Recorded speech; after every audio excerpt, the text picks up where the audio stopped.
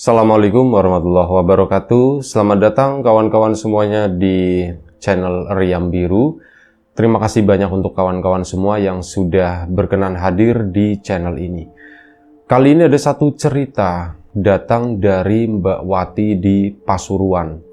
Mbak Wati menceritakan tentang satu peristiwa horor yang pernah dialaminya saat dia masih SMP kelas 2. Kejadiannya sendiri itu sekitar tahun 2002 atau 2003, di mana pada saat itu, di hari itu, Mbak Wati itu ditinggal sama orang tuanya.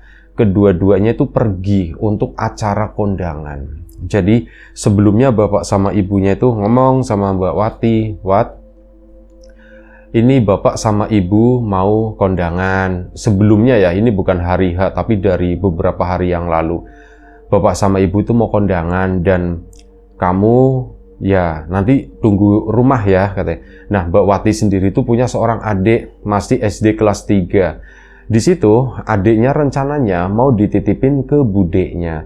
Sementara Mbak Wati tidak mau, di rumah budenya itu tidak mau, soalnya budenya itu katanya galak gitu ya. Jadi, kamu mau tinggal di tempat bude atau enggak? Aku enggak mau, kata si Mbak Wati. Aku di rumah aja, katanya begitu kan. Ya sudah, bapak sama ibunya Mbak Wati pun, ya sudah, kamu nanti jaga rumah ya. Kebetulan sih rumah sepi, jadi ada yang jagain kamu. Nah, si ibu sama bapak ini, kondangannya itu rombongan. Kayak di kampung tersebut itu ada beberapa orang, mereka itu menggunakan angkutan umum, disewa gitu ya, dan lumayan cukup banyak, ada beberapa tetangga yang ikut juga ke sana. Nah, kondangannya ini di luar kota ya, udah perbatasan gitu ya, perbatasan Pasuruan, tapi nggak tahu di mana, pokoknya disebutkannya itu di luar kota. Nah, singkat cerita, kondangannya itu siang, sore, lebih tepat jam 2 gitu ya, jam 2 siang itu mereka baru berangkat. Mbak Wati kan udah pulang sekolah dan memang menyaksikan bapak sama ibunya itu udah ngumpul-ngumpul sama para tetangga di sana, udah mulai rame, dan akhirnya sudah berangkatlah mereka. Mbak Wati pun dititipin kunci, dipesenin beberapa hal juga. Adiknya sendiri itu udah dibawa ke rumah budeknya yang galak tersebut. Mbak Wati pun, iya bu, aku di rumah aja gitu ya. Ibunya Mbak Wati pun titip sama tetangga gitu ya. Itu si Wati kasihan sendirian di rumah, saya titip ya, Wak. Oh iya, ndak apa-apa gitu. Udah, bapak sama ibu beserta rombongan warga tadi pun pergi meninggalkan kampung tersebut. Mbak Wati pun awal-awal ya masih duduk-duduk di depan sana ngobrol sama tetangga, sampai akhirnya kurang lebih sekitar jam 2:30 dia pun masuk ke dalam rumah. Sepi, ndak ada siapa-siapa. Biasanya kan ibu jam segitu tuh masih ngejahit, ketek. Suaranya itu berisik. Tapi hari itu benar-benar sepi. Mbak Wati pun akhirnya tiduran di kamar dan dia benar-benar tertidur.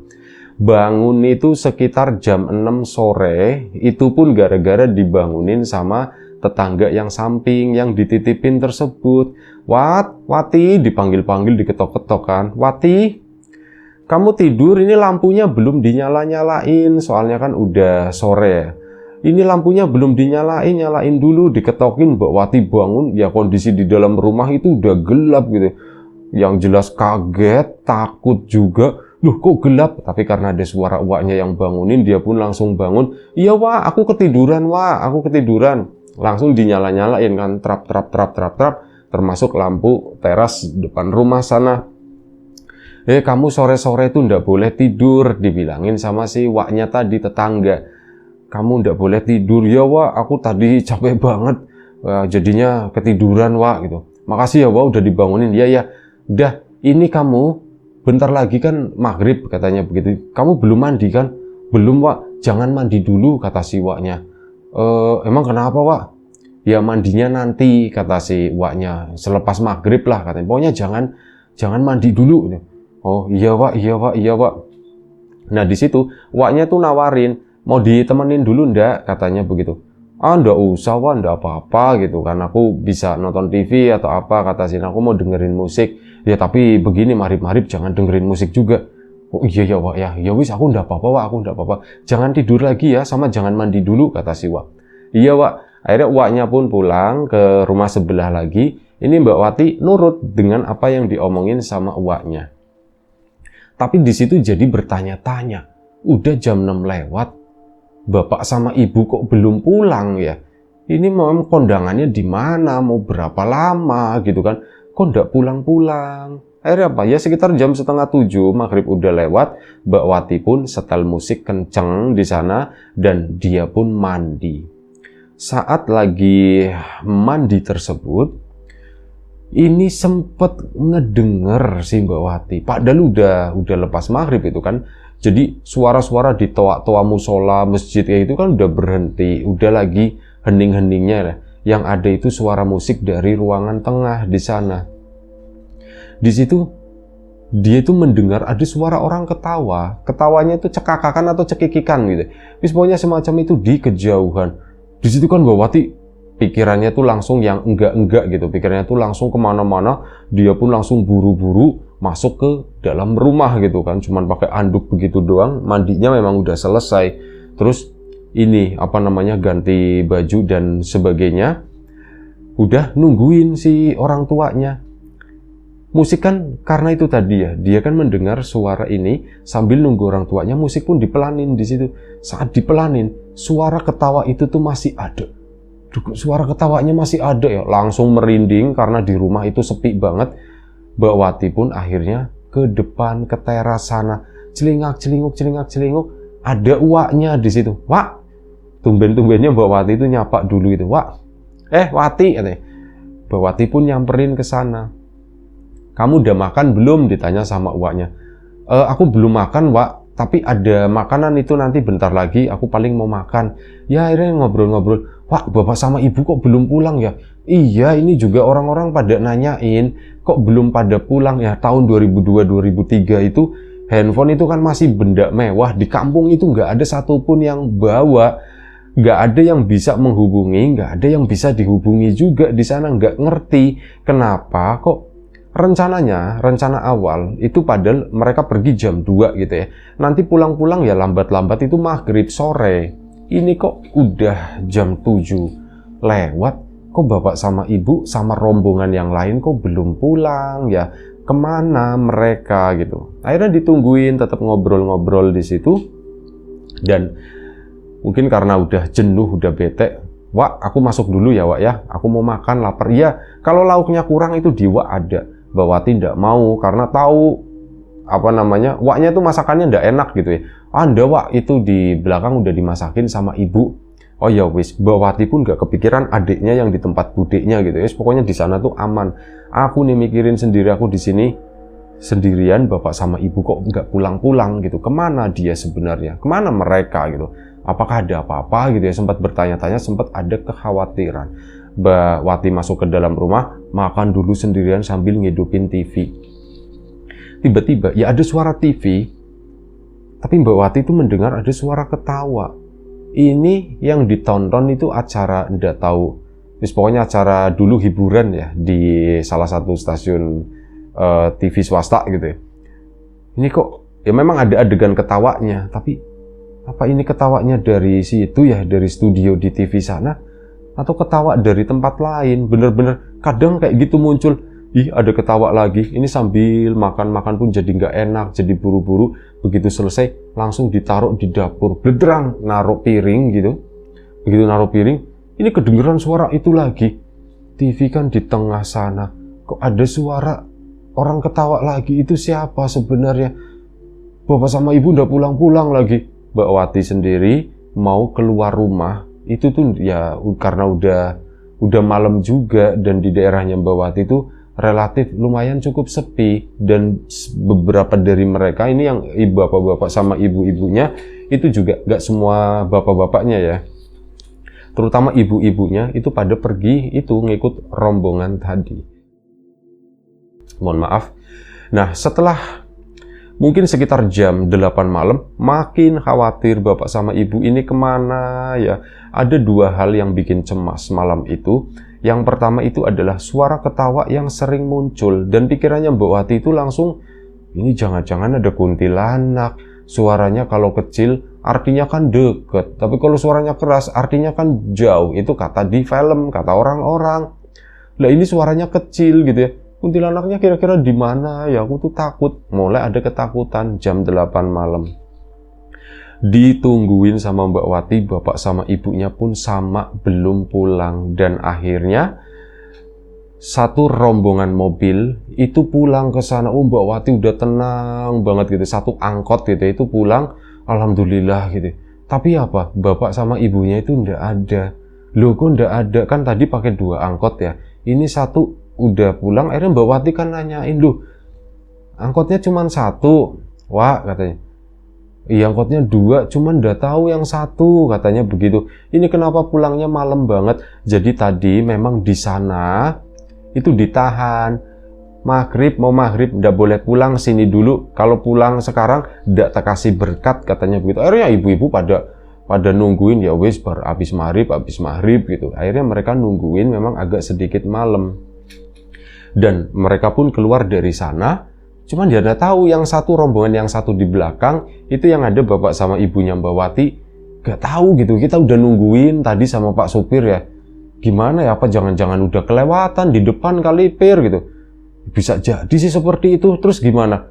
Ya udah kita pulang duluan aja. Ada yang bilang begitu. Akhirnya angkot itu pun pulang duluan. Mbak Wati pun makin cemas ya. Jam 9 malam bapak sama ibunya kok belum pulang. Warga waktu itu saat angkot datang ya itu rame-rame. Ini gimana ya. Ya wis, ada salah satu tetangga, sampean lewatnya mana? Oh saya tuh ngambil jalur ini. Ya wis, ayo kita susul ke sana. Takutnya terjadi apa-apa. Ya Mbak Wati makin was-was begitu. Semoga nggak terjadi apa-apa sama bapak sama ibuku. Dia masuk ke dalam rumah karena anak-anak kecil di situ udah nggak ada. Cuman ya bapak-bapak kayak gitu. Akhirnya Mbak Wati masuk ke dalam rumah sana. Saat masuk ke dalam rumah, bukannya ya gimana-gimana, satu kepikiran sama orang tua. Yang kedua, itu suara apa ya? Kok masih cekikikan terus? Mbak Wati pun akhirnya masuk kamar. Karena tadi siang itu tidur lumayan cukup lama. Dia kan jam segitu tuh masih seger. Dan masuk ke dalam kamar itu cuma tidur-tiduran doang. Ada rasa takut juga.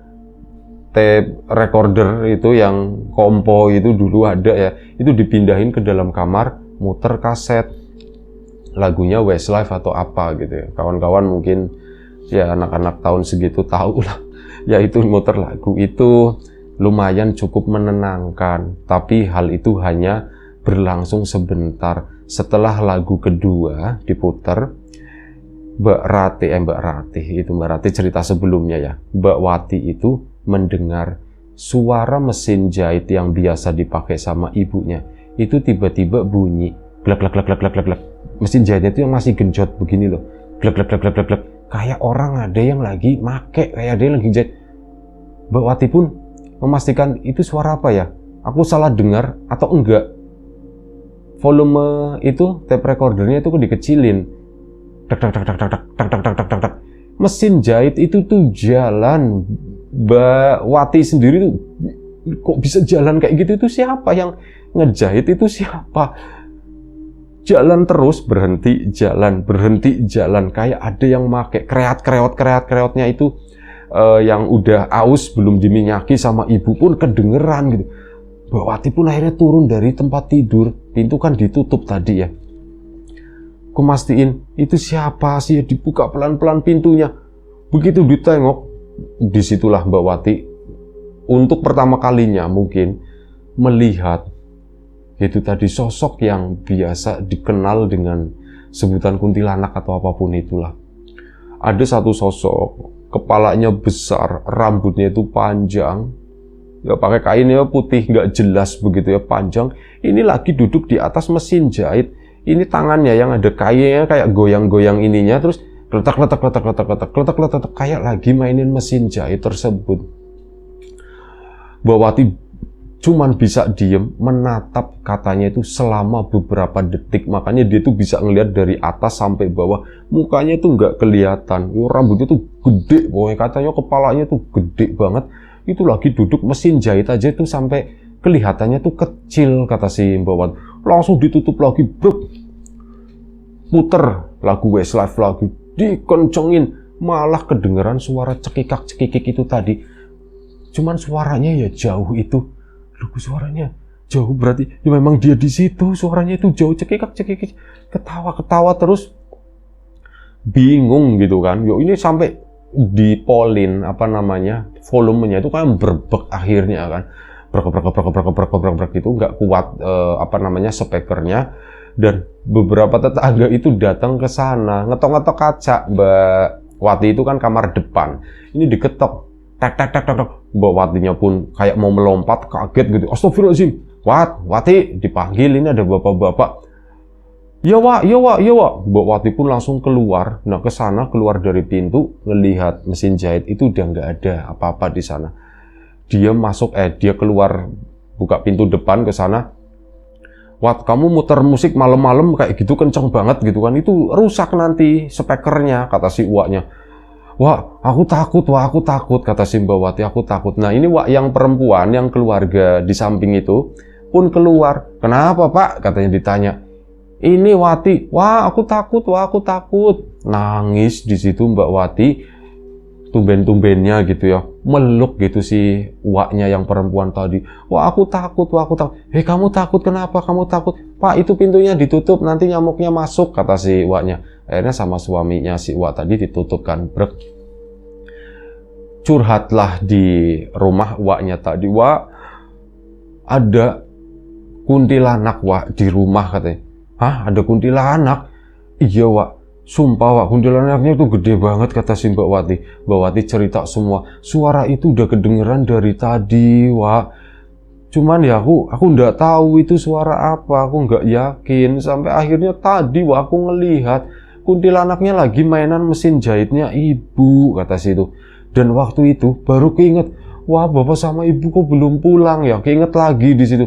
Ya wis sudah, tenang, kamu itu lagi dicari begitu ya. Kenapa bapak sama ibumu belum pulang? Semoga nggak terjadi apa-apa. Iya Wak, itu Wak kuntilanaknya takut banget Wak. Ya sudah, kamu mau di tempatnya Wak dulu atau gimana? Mbak Wati tetap nggak mau gitu ya. Dua, aku maunya di rumah aja Wak. Ya sudah, tak temenin ya katanya. Iya Wak, ya Wak. Akhirnya apa? Mau Mbak Wati ditemenin sama Waknya yang tetangga samping itu. Masuk balik ke dalam rumah, yaitu Wak tadi di sini.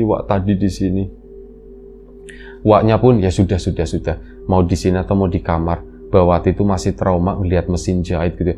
Wah aku mau di kamar aja. Ini akhirnya apa? Speakernya itu, tape-nya tuh masih bunyi tuh tadi. Dikecilin sama Mbak Wati, udah duduk di situ, udah nggak usah takut. Kamu mau apa? Aku nggak mau apa-apa, Mak. Bentar ya, tak ambilin minum katanya. Wah, aku ikut. Akhirnya mereka pun ikut ke belakang sana. Nah, saat balik dari ruang belakang, Mbak Wati kan ambil gelas. Waknya itu ya cuman nganterin doang gitu ya. Ini saat balik dari belakang sana, tadi kan sosok kuntilanak itu tuh udah ada. Kali ini tuh apa? Nempel di pojokan langit-langit.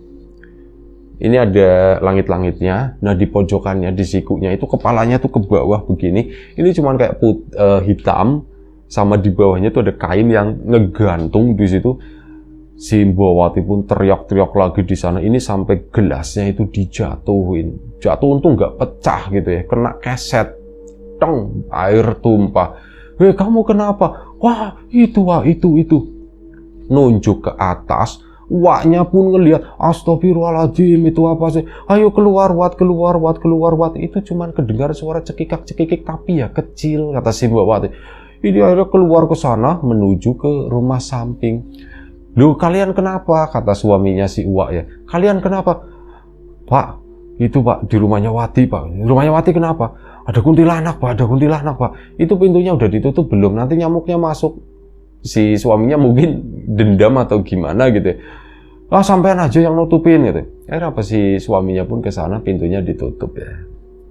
Balik lagi ke sini. Gimana ceritanya katanya? Aku nganterin Wati ke belakang ngambil air. Saat lagi balik Wati kaget mungkin ya Wat ya. Kamu lihat kayak gitu ya Wat ya. Iya Wak, aku kaget Wak, itu air jatuh gitu. Itulah basah di sana belum tak lapin. Wati nujuk-nujuk itu Wak di atas. Pak lihat Pak, beneran ada Pak, itu di pojok nempel gitu. Oh begini, dicontohin sama si uaknya. Dan kok serem kayak gitu, kenapa? Wat, emang di rumahmu ada kuntilanak atau gimana Wat? Nggak ada Wak, sebelumnya itu nggak ada sama sekali. Bener-bener nggak ada, aku nggak pernah mendengar, aku nggak pernah melihat, cuman lihat di film-film doang sama saat dengerin cerita-cerita misteri seperti itu, kata si Mbak Wati.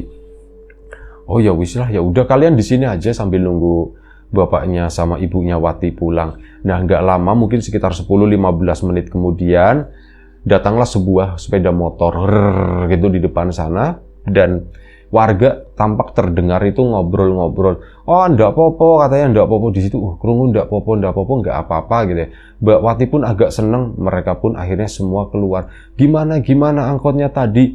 Itu bannya itu meletus dua-duanya katanya. Ban depan satu, ban belakang satu. Ya kan ada ban serep itu cuma satu. Jadi ya berhenti dulu di sana di pinggiran, nunggu ban serep satu lagi. Diharapnya angkot yang tadi yang satu itu mau balik ke sana, ternyata ndak balik. Jadi ya wis lah katanya, ini gimana. Akhirnya itu nyetop, ada mobil bak gitu kan yang ukuran rodanya sama, itu dipinjemin kebetulan orang situ. Dan ya itu si sopirnya suruh ninggalin KTP, dan alhamdulillah semuanya itu baik-baik aja. Itu tadi terakhir lagi dipasang, paling sebentar lagi sampai ke sini. Mbak Wati pun tenang, ya Allah terima kasih, ndak terjadi apa-apa sama bapak sama ibu. Wis, pikiranku itu udah ndak karuan banget. Nah akhirnya bapak sama ibu pun pulang ke rumah ke sana. Sampai ini disambut sama warga gitu. Warga kan juga was-was ya, takutnya terjadi apa-apa. Soalnya ini udah terlalu malam, hampir 12 jam mereka itu pergi. 10 jam gitu, dari jam 2. Waktu itu udah sekitar jam 10 malam.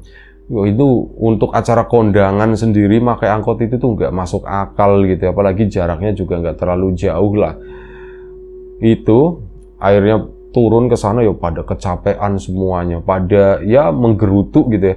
Bapak sama ibunya Mbak Wati pun sama kayak gitu kan.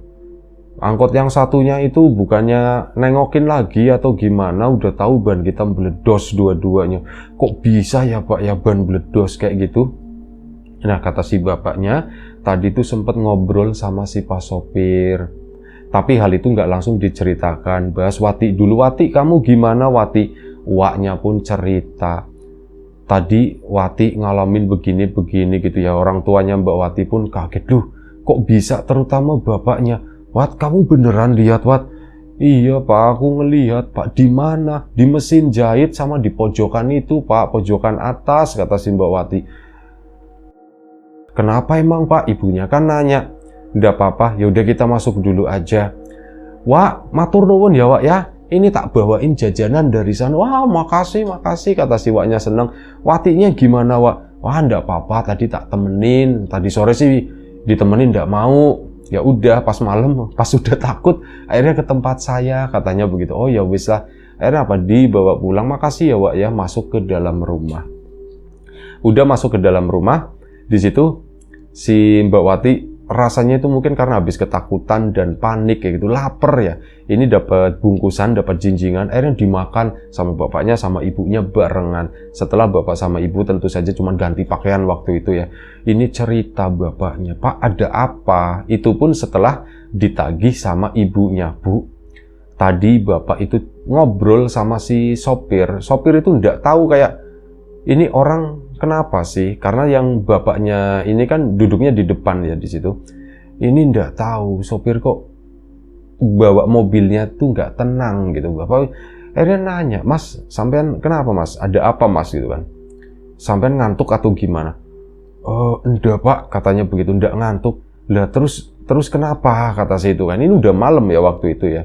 Ya pulang dari sana itu udah sekitar jam 7 atau jam setengah 8 lah dari tempat tersebut. Nggak tahu ini, aduh, kok aneh, katanya begitu. Aneh kenapa Pak? Ini ada yang ngelongok-ngelongok dari atas Pak, katanya. Loh, ngelongok-ngelongok dari atas mana? Jadi dari kaca depan, ini tuh kayak ada muka yang set, terus nanti ngilang lagi. Seret, ngilang lagi. Kayak gitu kata si Pak sopir. Ini Pak kadang begini, cuman bapaknya Mbak Wati itu nggak ngelihat gitu ya. Pikirnya bapaknya Mbak Wati, alah ini cuman ngadak-ngadak doang gitu ya. Tapi ya ditanggepin sama bapaknya, sudah ndak usah takut Pak. Berdoa aja, orang sampean juga tak temenin di sini. Kalau misal sampean takut sini tak bawain nyetir. Ndak usah Pak, saya ndak enak sama sampean, nanti gimana gitu, orang saya sopirnya. Ya udah kalau kayak gitu ndak usah takut Pak, tetap fokus sama jalanan dan bener aja. Di sebuah tikungan tiba-tiba kayak gitu, ban belakang itu meletus, dos gitu kan. Dan ya mobil itu sempat oleng sebentar. Ini yang perempuan-perempuan di belakang itu pada teriak, disusul lagi. Saat mobil udah berhenti, minggir ke sana, ban depan bukan meletus, tapi kempes waktu itu. Psh, kedengeran anginnya dah. Ini akhirnya dua-duanya depan sama belakang.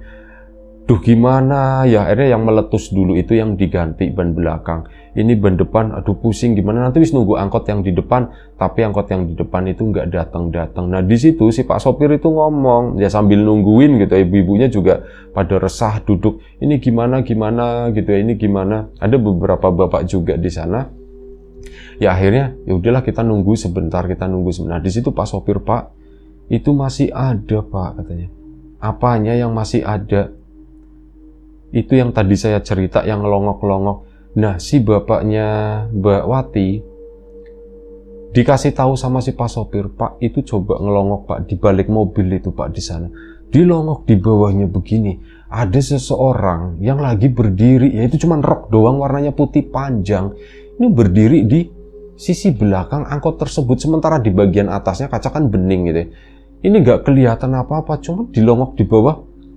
Bapaknya Mbak Wati ya cuma diam, udah Pak sabar aja Pak, kita banyak doa, mungkin ini ban meletus kayak gini juga ada hubungannya sama hal ini katanya. Iya Pak, akhirnya sudah kan. Ya nggak habis pikir karena udah kemalaman gitu, ini gimana caranya supaya dapat itu. Akhirnya coba nyetop mobil, beberapa pun berhenti. Aduh Pak, mobil pribadi nggak mau gitu ya. Terus gimana ya, ada mobil pick up yang baik hati. Nah disitulah, ukuran bannya kebetulan sama. Akhirnya ya dipinjam dulu ban serepnya. Nah si bapak tadi sopirnya itu ninggalin KTP. Dan ya wis lah dari situ alhamdulillah akhirnya semuanya bisa pulang. Dan bapak juga nggak tahu kok kebetulan sama apa yang dialami oleh Wati. Wati kamu ngelihat seperti itu? Iya pak katanya begitu kan. Dan si bapaknya mengalami di sana di jalan juga. Cuman untungnya alhamdulillah kami selamat. Kamu pasti khawatir. Iyalah Pak, aku khawatir kok nggak pulang-pulang. Nah akhirnya udah malam itu pun normal. Mbak Wati, ini adiknya biarin aja tidur di budeknya, jemputnya besok. Mbak Wati tidur sama orang tuanya karena nggak berani sendirian. Saat kondisi normal, Mbak Wati itu mendengar lagi malam-malam mesin jahit itu jalan kletek. Tapi Mbak Wati tidak pernah mau membuka pintu karena takutnya itu, dan tidak tahu itu ibunya yang masih bekerja atau sosok yang lain yang lagi mainin mesin jahit. Tapi begini, mesin jahit itu akhirnya dipindah sama ibu ke ruang depan, ke ruang tamu sana. Curiganya Mbak Wati, jangan-jangan ibu juga nyadar hal itu loh, kok mesin jahit jalan ya atau apa. Makanya biar nggak terlalu mengganggu dipindah ke depan situ. Setelah itu masih kedengeran tapi jarang. Dan ya alhamdulillah Mbak Wati itu nggak melihat lagi sosok-sosok yang seperti itu. Mungkin masih ada di sana, cuman nggak nampakin diri atau Mbak Wati memang nggak melihat sama sekali. Ya itu aja satu cerita dari Mbak Wati. Terima kasih banyak Mbak Wati di Pasuruan ya kalau nggak salah. Terima kasih banyak Mbak Wati. Kawan-kawan di rumah juga terima kasih banyak atas support dan dukungannya apapun itu. Kawan-kawan subscriber, kawan-kawan membership, kawan-kawan yang udah kasih support dalam bentuk super thanks ke Riam Biru, kawan-kawan yang udah ngasih like, udah nge-share ke yang lainnya, kawan-kawan yang udah ninggalin komentar juga terima kasih banyak. Semoga semua kebaikan-kebaikan itu nanti dikembalikan lagi ke kawan-kawan semua menjadi sesuatu yang lebih besar, sesuatu yang lebih berarti, sesuatu yang lebih bermanfaat lagi nantinya.